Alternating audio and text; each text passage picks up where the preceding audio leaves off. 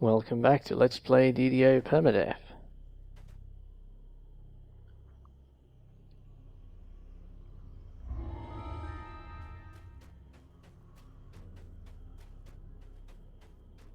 Okay. So I did Redemption last time, and I'm ready to do Misery's Peak, and I decided I would do that next, as I have a bit of an elite streak going, so I should be in a good position to get decent XP from it. I feel I'm strong enough to do it elite already.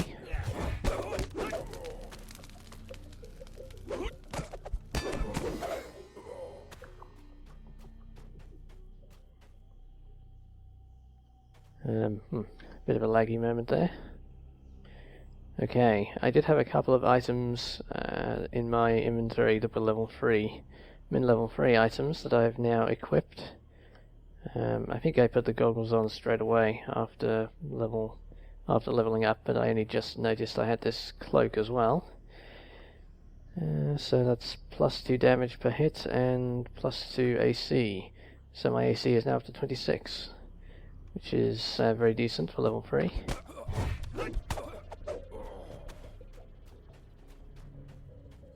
And is a big part of why this character is playing much more smoothly now than it was at level 1.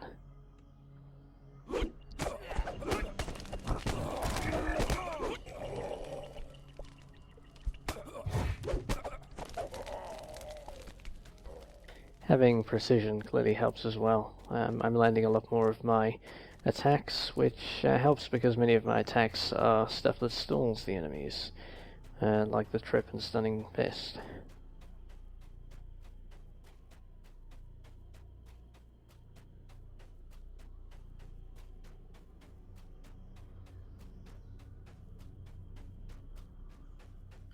Just checking on the rare here, and it is not here.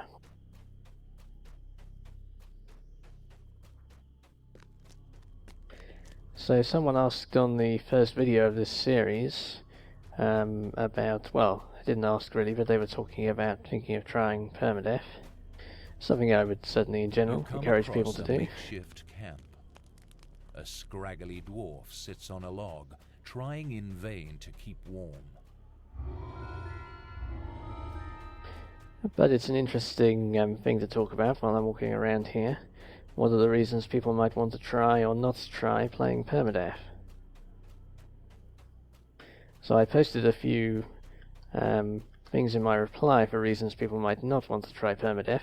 One of those, of course, is that you have to delete characters when you die.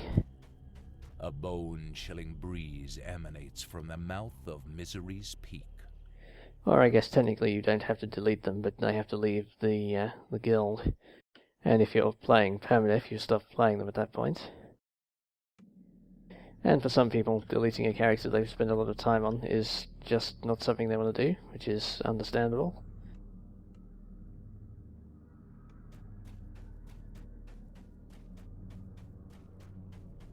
You're here.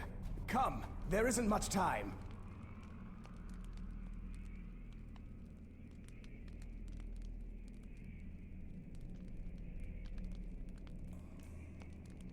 Selimus, ready your party. I'll weaken the barrier for you.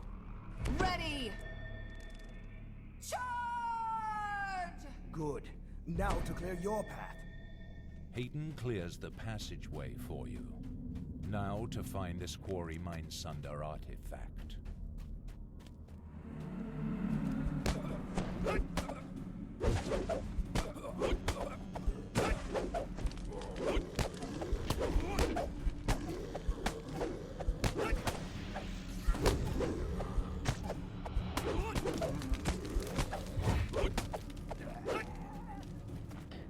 Taking care of those guys.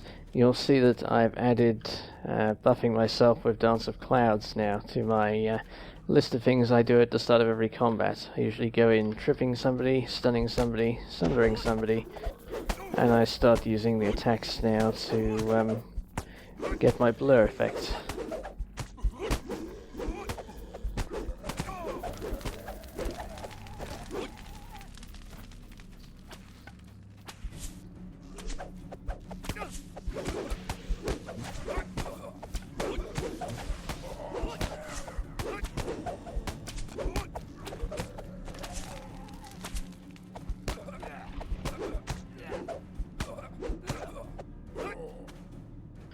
And it's pretty much part of my, well, part of my standard attack sequences. I just go for the electric healing electric combo in almost every fight.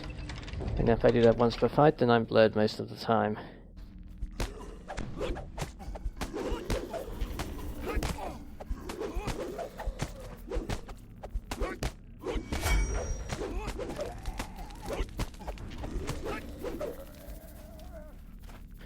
Another reason not to play Permadeath is that some people just don't want to play the cautious playstyle. In particular, if you play in pugs, you notice a lot of people that deliberately charge in, have a playstyle where they basically play the invulnerable barbarian the whole time. They want to charge in and be the kind of the sort of action movie hero that basically acts like they're invulnerable and expect that the game lets them get away with it. And if you can be raised when it goes wrong, then you do get away with it.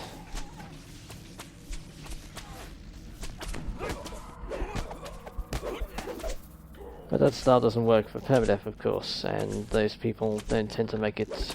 You don't get anyone that plays that way past about level 5 in Permadeath, because they just don't stay alive. And the third reason is that you can't group outside of the guild on Permadeath characters, because the Permadeath restrictions don't really make sense if you can group with people who aren't playing under the restrictions. Several humanoid figures surround a glowing heaven. Their featured forms are frozen in contorted poses. Their faces... If you can land in Korphos and immediately group up with someone on a multi-TR character that has way better equipment, you can basically get a free ride for a lot of the content. Which doesn't really make sense for Permadeath.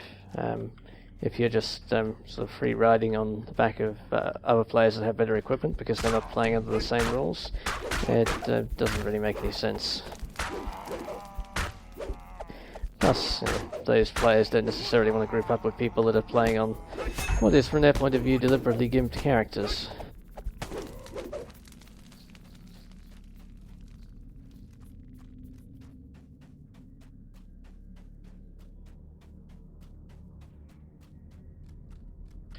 Alright, into the more dangerous part of the quest here. Or one of the more dangerous bits. This room is probably the main room where people die in this quest. I guess there's the big room later that is also somewhat dangerous, but this is the usual one where people die. Mostly because people fall off the high ledges and don't have Featherfall, or have already used their Featherfall clicky, or have forgotten to hotbar it. That kills a few Permadeath characters.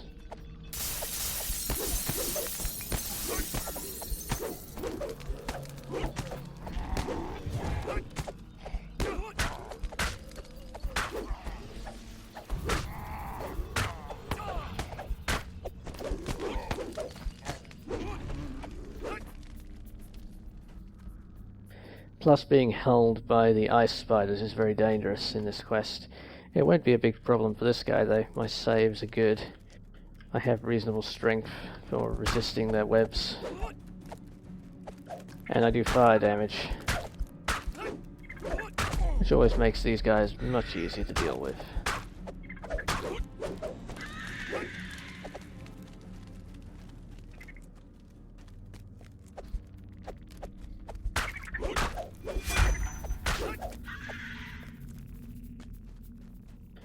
So I guess I should talk about the other side, the reasons to play Permadeath.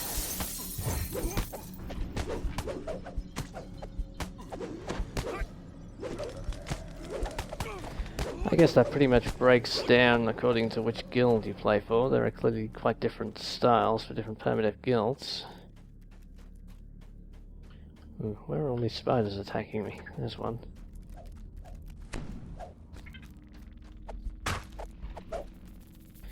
Yeah, falling down is a problem here.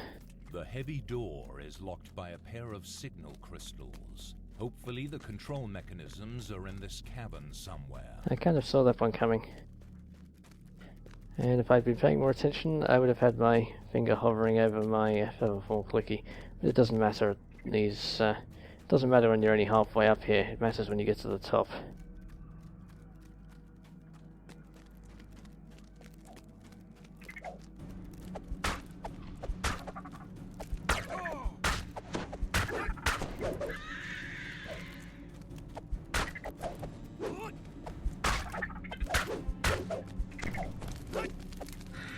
think these spiders respawn, so I won't spend too much time on them. I'm just thinning them out a bit.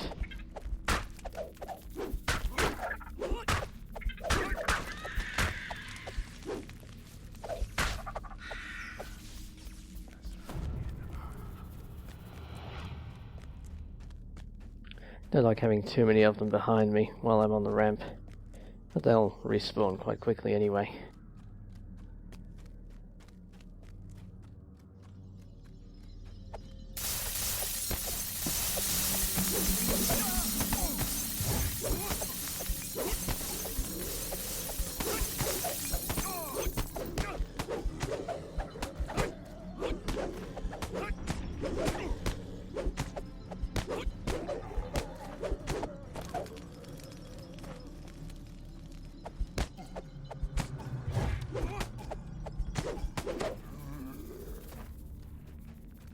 That zombie was slow joining the fight. Usually they all pop up when you approach one of these fights. He didn't want to for some reason.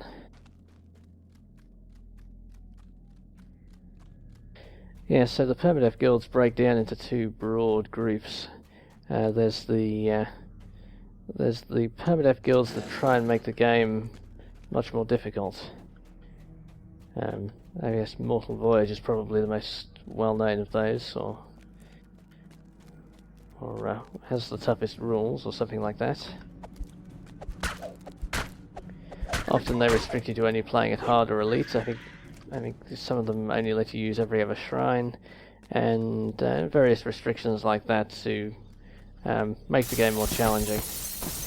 That's not why I play Permadeath though, so I'm not playing in one of those guilds. I mostly like Permadeath just because it forces the tactics to be more sensible.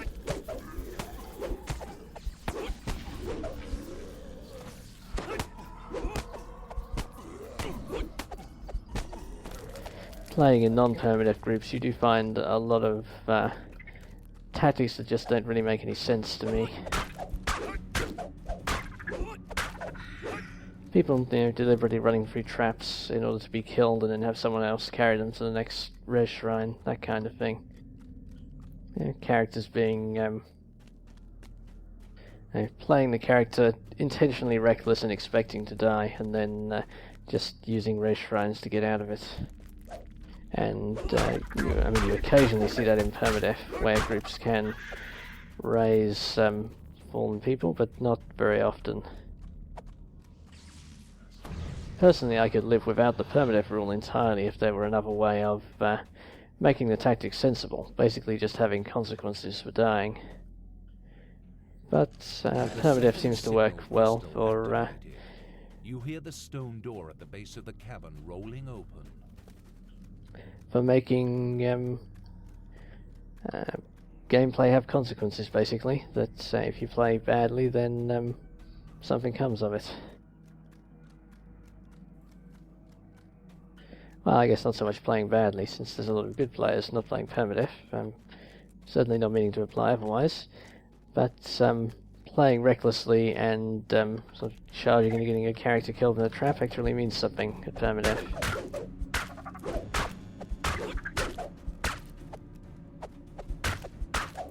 These frost spiders don't stand any chance against this guy.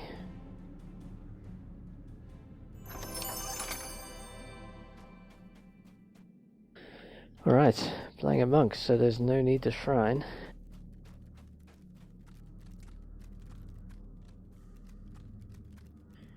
And I think I'm done up here. I was kind of talking too much there, so I've lost track of what I actually had to do up here. I think I'm good.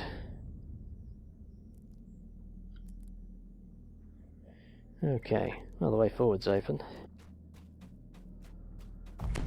That's good, I didn't want to have to go back up.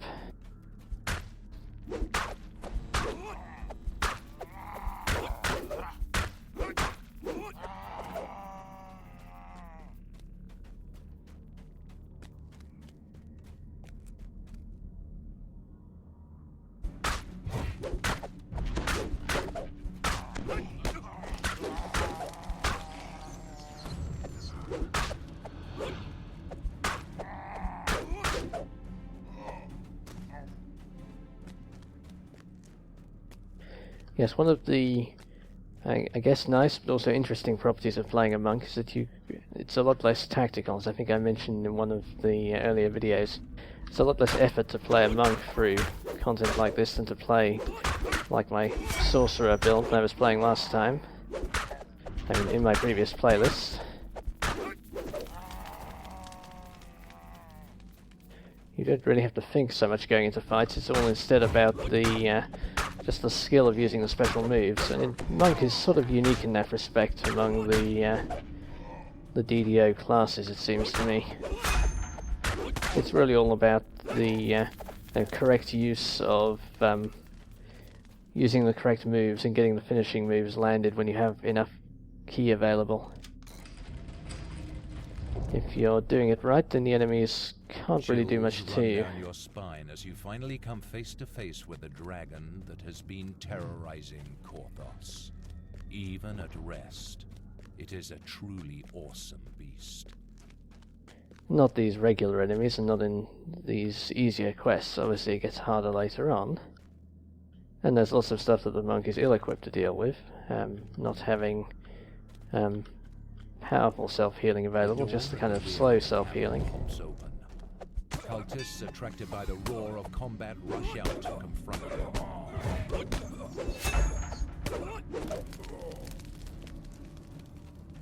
But for these routine fights, you can essentially stun, trip, and hit your monk's special attacks, and you should stay buffed the whole time. You'll be self-healing off of the enemies. So if you're landing the special attacks as intended, then things go much more smoothly.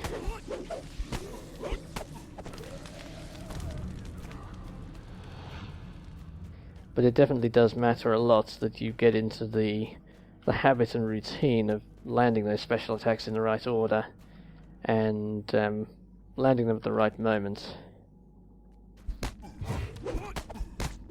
I think it doesn't make sense to use your healing strike on an enemy that's already about to die. If you want to use it on an enemy at full health so you get the most self-healing out of it.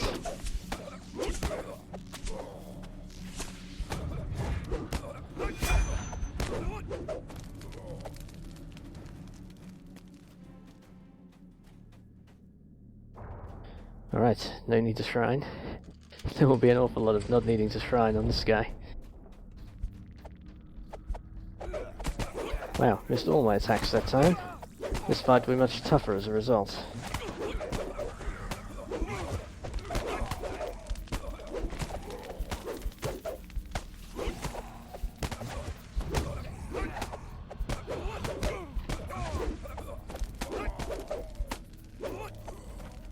Yes, you can see that if you don't hit the special attacks at the right time, because you don't have any self-healing, if you didn't land the attacks correctly, as I didn't there, suddenly you find yourself with a lot less hit points to play with. Because you are charging into the middle of things on a character like...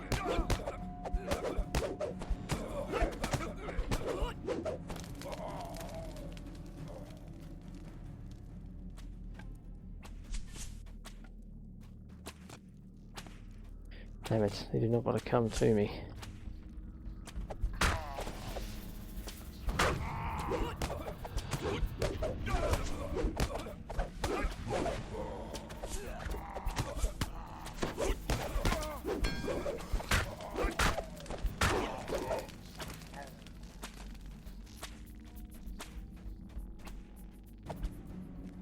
Another heavy door. Hopefully the switches nearby are not too well guarded.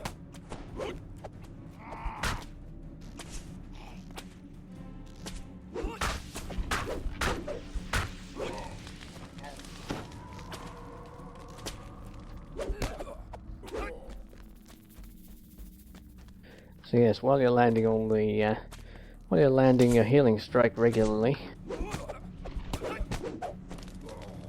and landing on enemies with some hit points left, you should be regenerating enough, well, should be gaining enough healing just off your monk abilities to just keep flowing through the fights.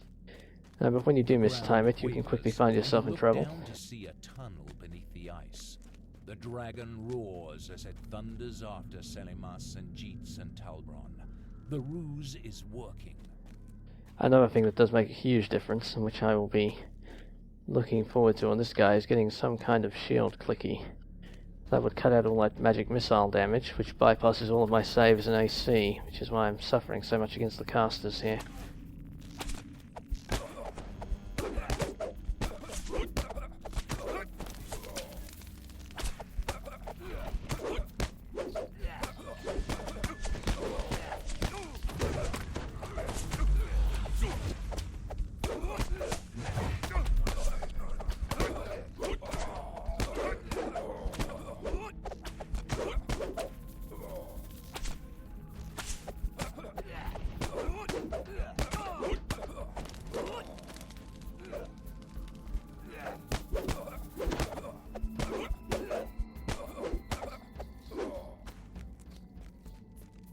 This room's a lot of fun on a guy with charm, but not so much fun on this character. Since there's a lot of guys with magic missile, this room's much easier if you have shield.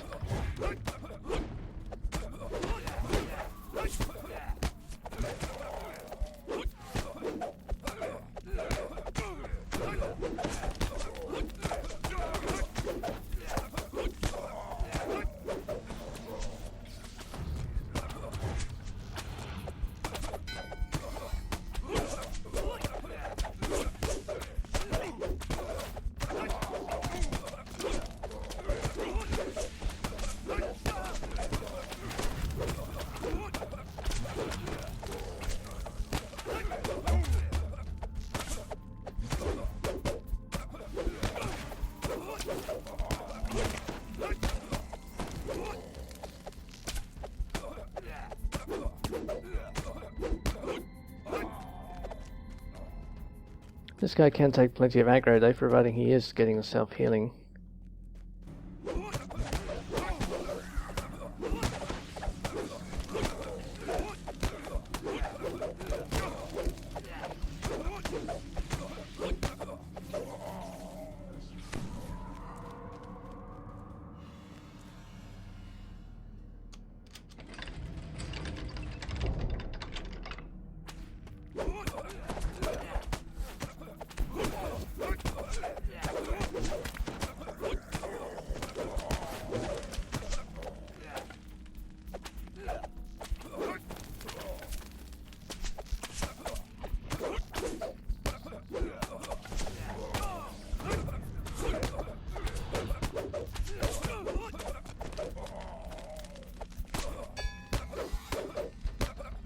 That guy was unlucky.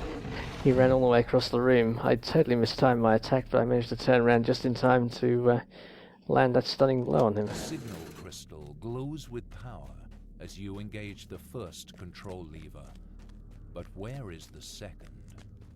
Right, second was back over here, which I... sometimes I do this room over this side first, but it's always a little risky doing it when there's so many guys in the room behind you.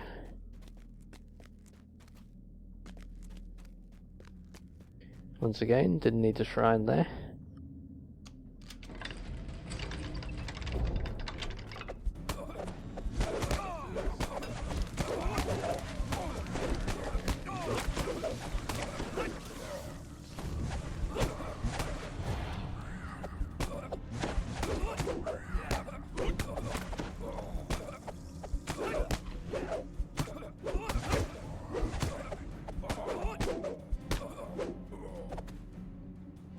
Alright, not bad. Feel fresh frozen air gust in from the newly opened door below. It's certainly not risk-free playing something like this where there's so many enemies around and lots of casters with magic missile. But the character's well capable of it.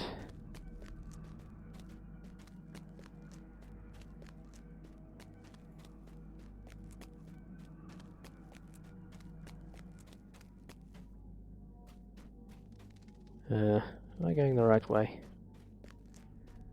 No. I had a feeling that wasn't right.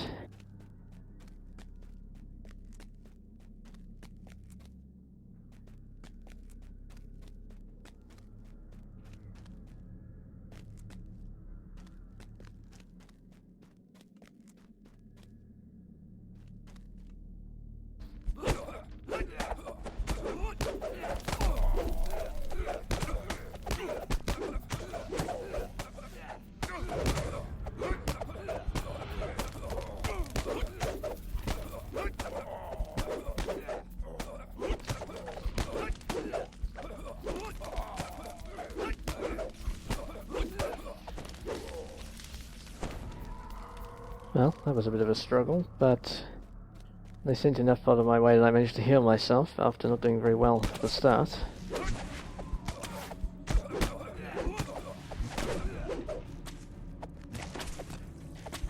I hate it when I land a healing curse and then have to chase the guy around.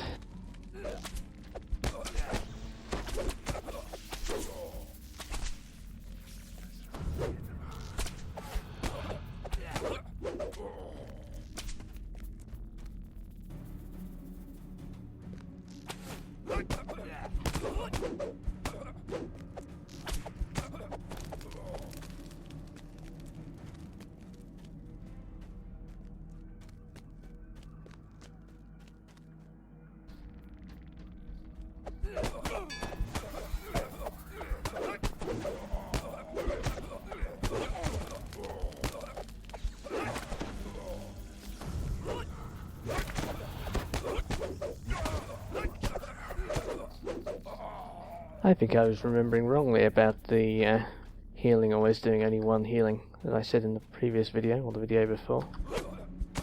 I think it always did 1d2. It's such a long time since I played a monk at low levels, I'd forgotten.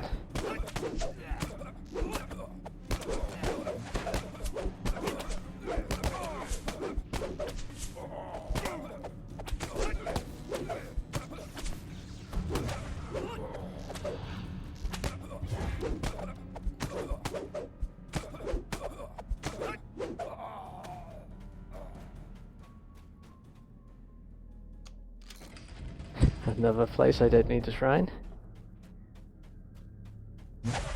No healing potions used yet either.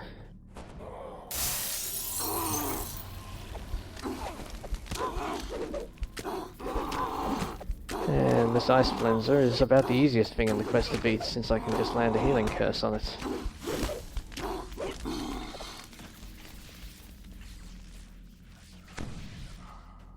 The light fire is also a very good finisher. Don't use it as often as the blur. It's pretty much what I go to second if I have the blur already on and have the chance to buff some more.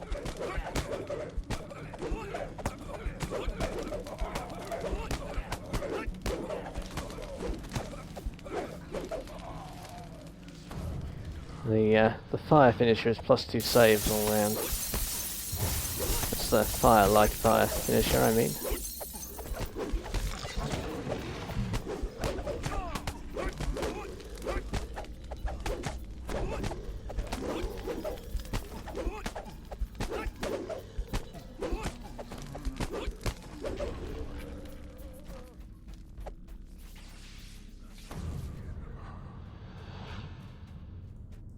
Which is very useful if you're about to go through traps or go into a fight with lots of spellcasters, or some other effect that saves matter for.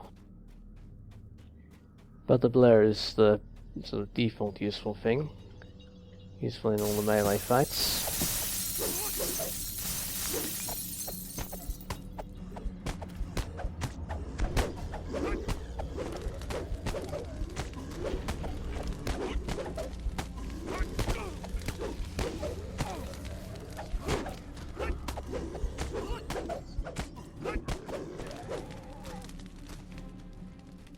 As I showed in one of the earlier quests, it can be worth switching out of, or switching stances to be in power attack for fighting the zombies.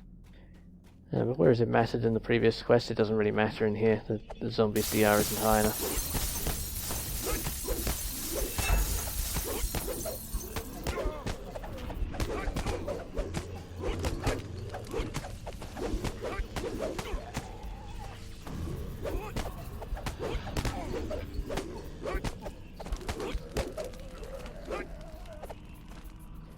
Alright, quest done, I think. Yes, that's it.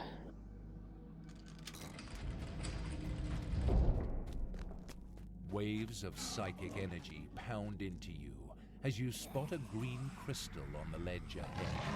At last, this must be the quarry Mindsunder.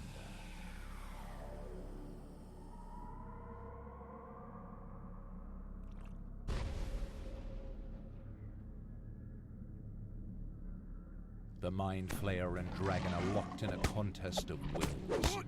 This could be your chance to destroy the Mind Sunder.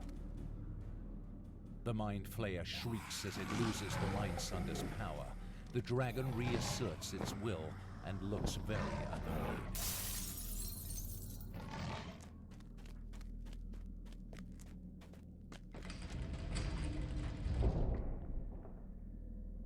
Follow me. Hayton wants a word with you. In fact, I think I increased my number of healing potions quite substantially during that quest.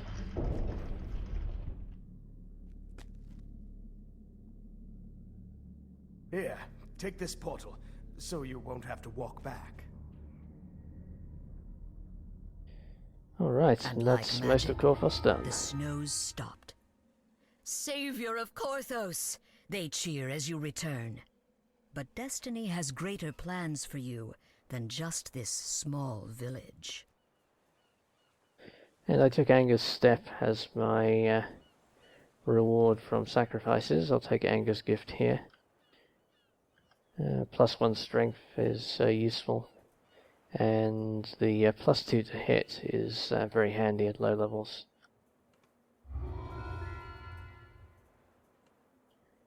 Like I said, it's important to this character particularly, since he really needs to land his special attacks to be at his most effective. Alright, that's it for this video. Thanks for watching.